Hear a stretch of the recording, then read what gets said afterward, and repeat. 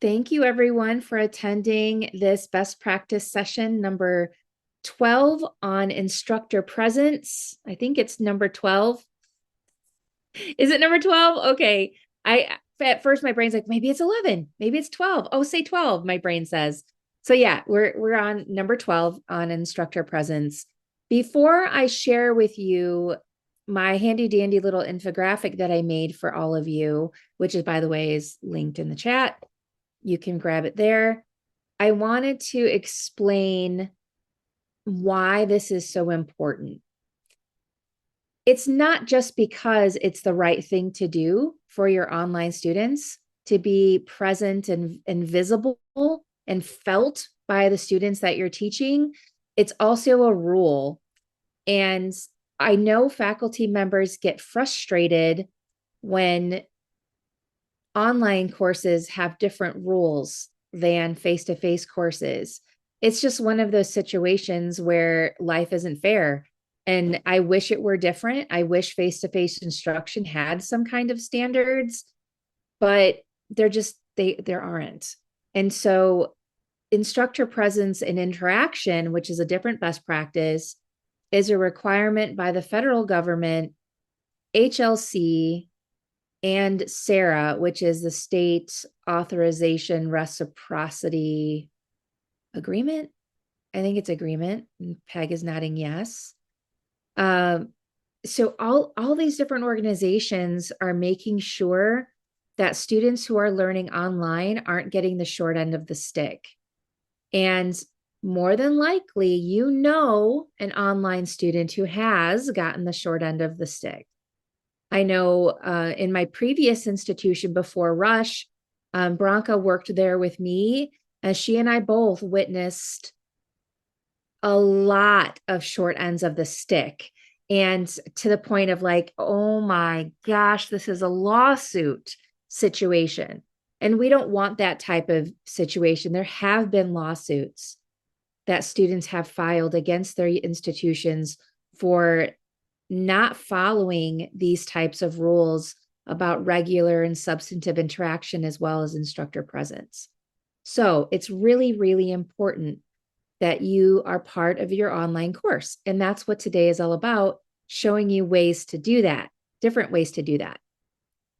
For those of you who have just joined us, Peg added the link to what I'm about to show you in the chat. And I'm going to bring this up. Let me put this like that. There's a mode, right? Where it's like well, because this is a PDF, it's being funky. I'll just go like this. All right, so I created this infographic for you. I want to pull up the chat so I can make sure and address anything. Although I have a city team here that can probably address them for you.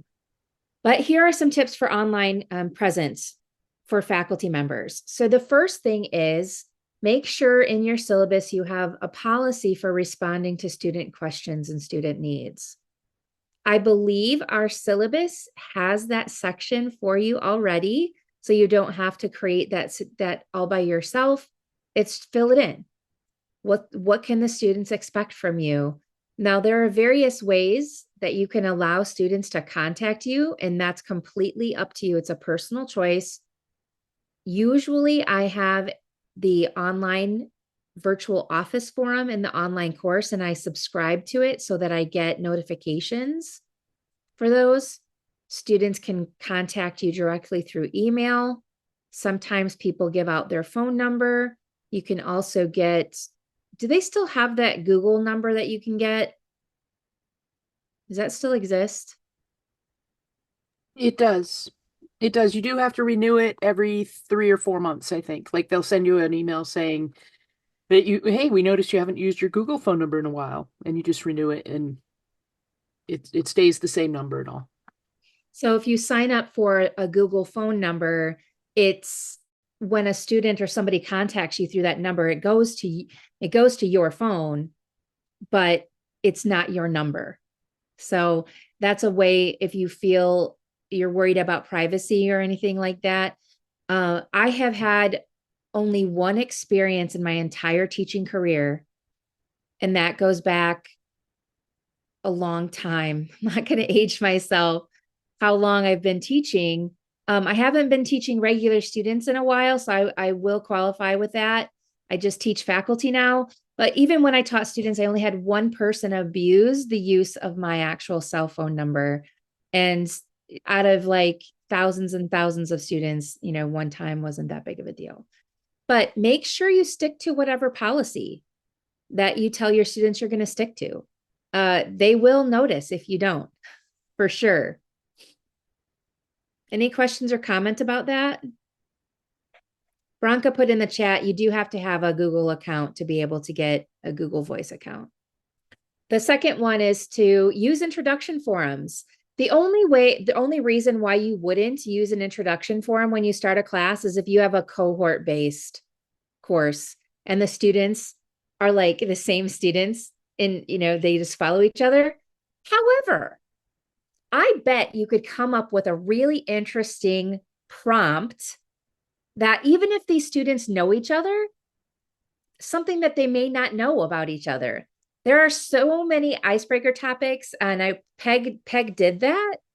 Did you already do that one, Peg, on icebreakers? I did it, but there because of the conflict in timing, there weren't. I'm going to reschedule that one, I believe.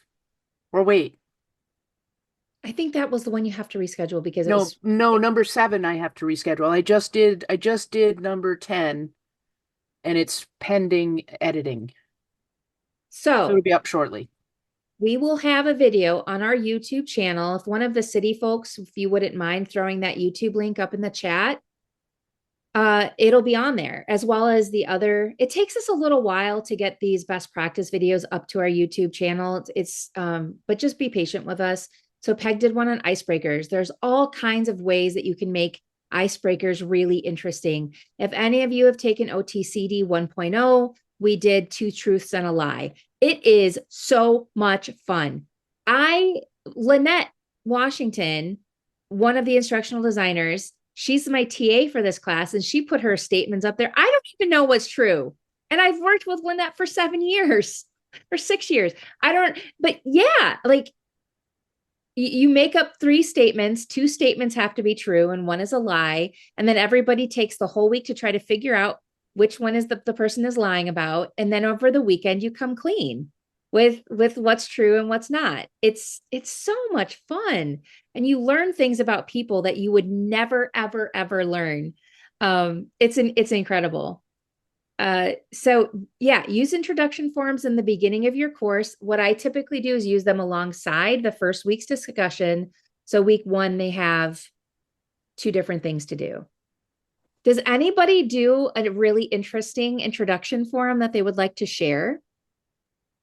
Yep, of course we do. This, before I start, Angela, this whole presentation is near and dear to my heart because it's very hard for me to establish relationships with my students because there's so many. And I'm sure our faculty, Kathy, can also agree, they have 60 to 70 apiece. But yeah, we do poll everywhere. And when we start the first week, first and second weeks, we talk about, when you bring a team together, everybody brings in what's unique about them. And so we ask the students to add in a poll everywhere what is unique about them. And the outcome is, it's a gorgeous picture. I can show you at the end of the meeting. I'll have to look for it. But it just kind of gets everybody, I mean, we enjoy it. And, it's really neat to see 700 responses in all different colors. And the other students can see and look and see what everybody else brings to the table. So remind me and I'm going to go look for it. Yeah, that's a great way of in a synchronous environment. So she's talking about teaching synchronously and having that real time interaction about, what's unique and what's special about you.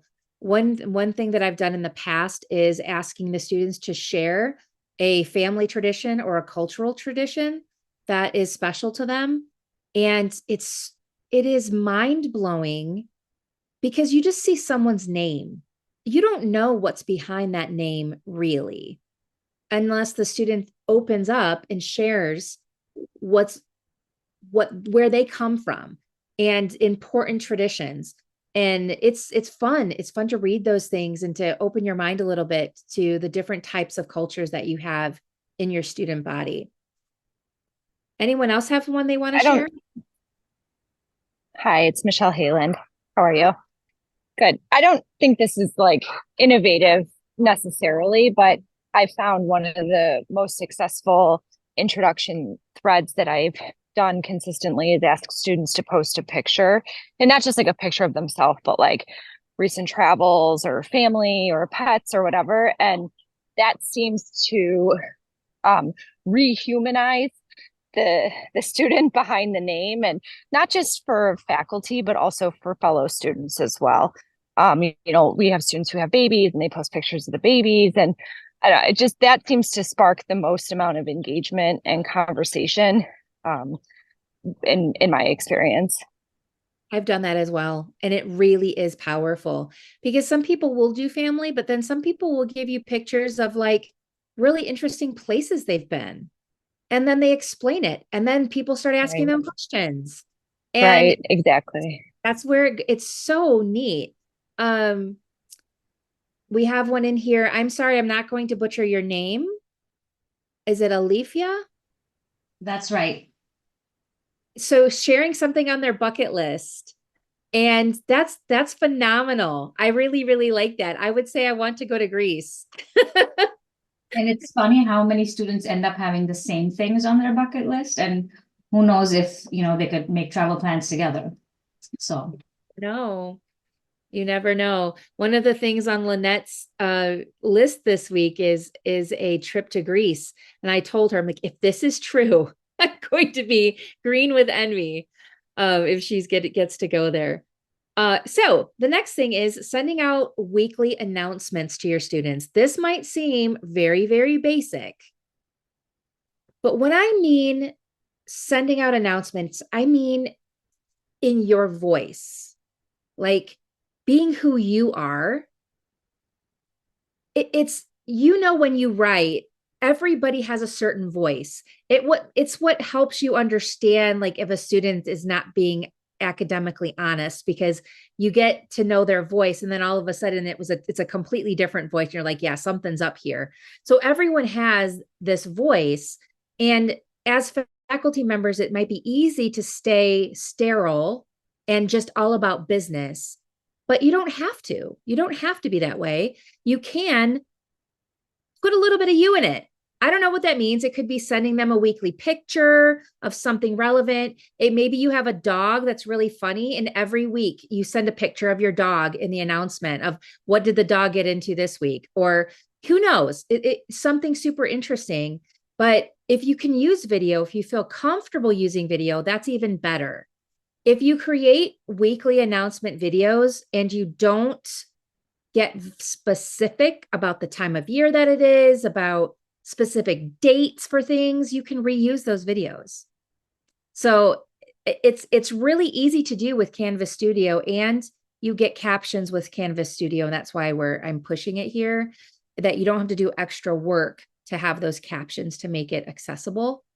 And so if you want to learn how to make weekly announcements using Canvas Studio, I have 5 instructional designers in City who'd be really happy to help you do that. Once you see how simple it is, you'll be like, why didn't I do this all at this time? It's just one of those things is, I'm not sure why I waited. Katie said, my last weekly announcement, if interested, check out the Botanics Gardens Orchid Show. Oh my goodness. I bet you that is stunning. But it's okay to do that for not like, I love to garden. I love it. And I would not feel any qualms about sharing a random gardening thing or a flower every single week, just because it'll help my students feel connected to me. Be like, okay, what flower is Angela going to send this week? And why is that flower significant to her? Or, what's growing in the garden this week? Like if I were teaching regular students and I had a summer class, I would so do that. This is what's growing in my garden, and take a picture of what's growing in the garden. And it's not related to the class, but it's a means of connecting. You might have people in your class who love to garden. You might have people who love animals, who love babies, who love travel, different places that you might have been, or really interesting things that you have around your house. Like maybe you collect things. And you know, do you see what I'm saying? It sounds quirky and kind of corny, but it isn't, because it makes you human and it will connect with somebody, right? Thank you for sharing that, Katie. So being you and feeling comfortable with being you is a good thing. Participating in discussions. If I had $1 for how many faculty members fought me on this, I would have a really good closet full of shoes. Faculty push back on this one, and I will just keep pushing back in that it helps your students connect with you when you are a visible part of their online discussions. It does not make them shy away. The only way they would shy away from participating if you were involved is if you were judging them. If you're like, that's not really what I asked you. Can you answer this question? Right? Like saying that would make students feel, right? So just being part of it in terms of asking them further questions, giving them an example from your own career or your own life about the question that you asked them to talk about. You know, finding an online resource, or maybe there was a blog post that came up, or there's an article from wherever that's new that just came out, and you can post it in the discussion for the students to talk about or to learn about. You don't have to be there all the time, but just once in a while during the week, pop in and either respond to a student individually or respond to the whole group. So here's one strategy. Since we don't have a lot of time for this workshop, I could spend a whole workshop on participating in discussions, but here's one idea. If you read through your students' discussion posts, and you find some really interesting things or connections, write those students' names down on a piece of paper or something next to you, and then make a post and highlight those students' names. When you write their names, highlight them so students can see their names, and make a comment on maybe these 3 students had a particular connection with what they were talking about, or you think this one student just said something so brilliant that you want everyone to read it. And so you respond to the whole group and say, I really want you to read what Kathy wrote about blah, blah, blah, blah, blah. Go find her post and check it out. Let me know what you think. So highlighting students' names, calling them out, shows that you are there, you're reading, and you're interested. It's kind of like Romper Room. I don't know if everybody here is old enough to know Romper Room, but I'm old enough to know Romper Room, and they never ever said Angela, which drove me crazy. Of course, now, Angela, we have to ask you, what is Romper Room? I'm just curious. It was a show back in the day. I don't know if it was in the 70s or in the 80s. I was very young. It was the 60s. I'm talking for me. Oh, Because I remember it. Yeah, but I don't remember the lady's name. But I think at the end of the show, she did she have a mirror? Yep. And she would say, I see Angela, I see Kathy, I see Peg. Yep. And she never Yeah. said me either. Never said Angela. And so that's what I mean. It's like getting that call out, even though it's, well, for in Romper Room, I know it really wasn't me, but when you're a kid, you don't know that. You think, oh my gosh, she can see me. But you can't. But but when you give that personal touch to your students, they're going to. Any comments or questions about that? it's good. Good idea. I'm filled with ideas. Filled with them. Just ask. Okay. Next thing, providing thoughtful feedback to the students' work. Okay. I live in 2 camps. In one camp, grading needs to be efficient. Okay? Efficient. Because it could be incredibly time consuming to provide feedback to students.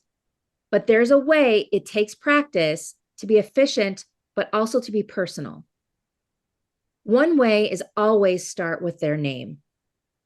Always, always, always. And I also like to sandwich my feedback. Even if the only thing the student did right was actually turning their assignment in on time. That's what I would say. Kathy, because you're right here, Kathy. Kathy, thank you for turning your assignment on time. I really appreciate that. Blah, blah, blah, blah, blah. Whatever. Okay. Finding compliments and sandwiching compliments with constructive feedback that they might see as negative, and then ending with something positive. If the student is really struggling, it could be, I really want to help. Reach out to me if you need some guidance. I know you're going to do better next week. Sometimes we all have struggles, whatever.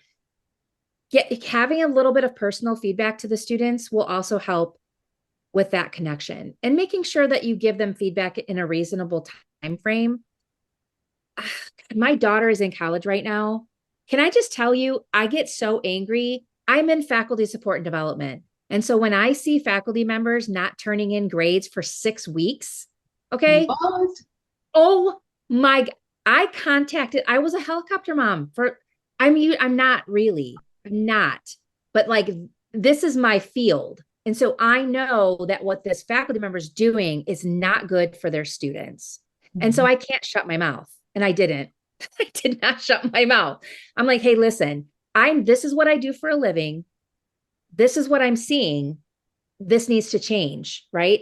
To not get a grade on something for half the semester is ludicrous. So don't do that, please. I don't think any of you do, but it is real. Julia lived it just this past semester, and then she would just get a grade. No, and nothing, just a number. And I'm like, oh my gosh, and I even asked, do you have a teaching center? This person needs to go to the teaching center, because it's just crazy. So Peg says use the feedback library. What do you mean, Peg?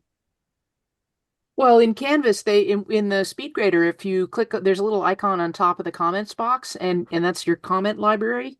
And you can actually create, I mean, I know I get really sick of typing the same thing over and over again. Thank you so much for submitting. Thank you so much for this. Thank blah, blah, blah. If I can just write up a relatively generic, add a couple of personalizations, and I'm done. Yeah, that's a way of doing it. You can use the feedback library. You can also use your own, just a Word document for assignments that you grade on a regular basis, and have some saved feedback that you just add a little bit of personal stuff to, because students tend to do the same things wrong, right? And so if you already have that built in, because the students will struggle with that particular thing on that particular assignment, it'll save you time. If you want more info about that, reach out to me, reach out to Peg, or any designer. They'll be able to help you. I was just going to comment, too, the work, the course that I'm in with Terry. It's really nice because she provides some general feedback, but then encourages us to, same thing, put the name of the person and individualize the message so that you're not sending the same thing to everybody. But there's some general content you want to share, but providing some other more personalized feedback is really helpful. True. And it doesn't take that much time. Yeah. Did anybody else have a question or comment on that? I was going to say, one of the things that I've started doing, I have one class I'm teaching myself with 26 students in addition to 3 other classes, but and I do like to give that kind of feedback. And I discovered with this larger class, what really works well is I spend a lot of time on the very first one that I give, creating the sandwich message. I almost always start with something, start with their name, and then you did a really nice job with this, and then description of the assignment. And then I especially appreciated, or I especially liked, and then describe that for that student. And then, if there's any critique that needs to be done, put that in, and then finishing up with something nice. And then I cut that one and copy it, and I just paste it into every single one. And I take out all the specifics. Like, it's not always a really nice job. You did a fine job or an exceptional job with this, and replace, the thing that I really appreciated. But even just having that skeleton of here's the stuff I want to say makes giving the feedback much more efficient for me anyway. It works that well. So that's great advice. Angela, Peggy, I always, and when I read something they write, and if I have I sometimes have 35 makeups I have to grade. So what I'll do is I'll read the content and I'll find a phrase that applies to the course or applies to the assignment, copy and paste it. And I'll say, I really like your comment, and then explain why. So it's just sort of, they know you're reading, they know you're paying attention, and they appreciate you finding something good with it. So it's Yeah. I'm always to find them being good. Yes. I really like that. Thank you for sharing, everyone. So the final two things, I think it's two. No, final three things. The first one is office hours. I am on the fence about office hours for online teaching, and only because if you just have a general office hour and ask students to come, I don't think they will. At least not in like lower level classes. I think upper level classes is different because there's a lot at stake. But consider, if you do have office hours, asking your students to meet with you once a semester and holding them to it. So it's part of their grade, right? 10 points or something like that for meeting with you one-on-one to make that connection with the student. You can use forms or whatever, schedule meetings. There's different ways that you can do it where students schedule that time with you during your office hours. But you can do that in the first couple of weeks of class. Say, hey, I want you to schedule time with me. Here's my schedule, fill it in. And then you can have it on your calendar when the students are going to meet with you. And maybe you meet with the students for 15 minutes. And then you have 15 minutes open after that. But think about it. It's one way to get that one-on-one visually with your students. I've already said this. I'm beating a dead horse here, but be as real as possible with your students. You are not a robot. You are a human being. You have flaws. That's why we encourage you. Most of us encourage you in City. If you're going to make a video and you make a mistake, so what? Who cares? Your dog barks. Your cat walks across the screen. I know that has happened with me. It has happened with Peg. I'm probably Emily too. But like it's okay. It's okay. Or sometimes Mason will just, pop in here or whatever. He's not here today, but it's okay to be flawed as a faculty member. And that just makes you more approachable, right? To not be absolutely everything is perfect. If you don't mind sharing personal stories with your students, it's a great way to connect with them. It's not everybody's comfort zone, and that's okay too. And finally, use video whenever possible. You have tools right at your fingertips, right in Canvas, to make videos for your students. Even silly midweek, Wednesday, hump day, whatever, right? It's right there. It'll take you 5 minutes and your students will appreciate it a lot, a lot. So if you don't feel like, creating these mini lectures with video, which by the way, we encourage you to do that too, you can always just try with a short little video announcement in Canvas, talking to your students, looking in the camera, right? You're not in front of me right now. I can't see you. All I can see is my infographic, but I'm acting like I'm looking at you right now, like that. So these are my tips and tricks for presents. I'm exactly at 30 past the hour. Does anyone have any questions they would like to ask or comments?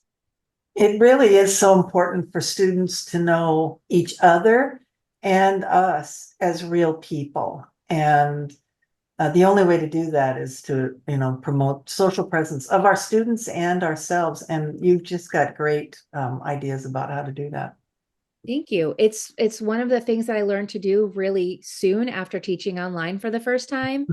And in trying things and practicing and making mistakes and trying something else.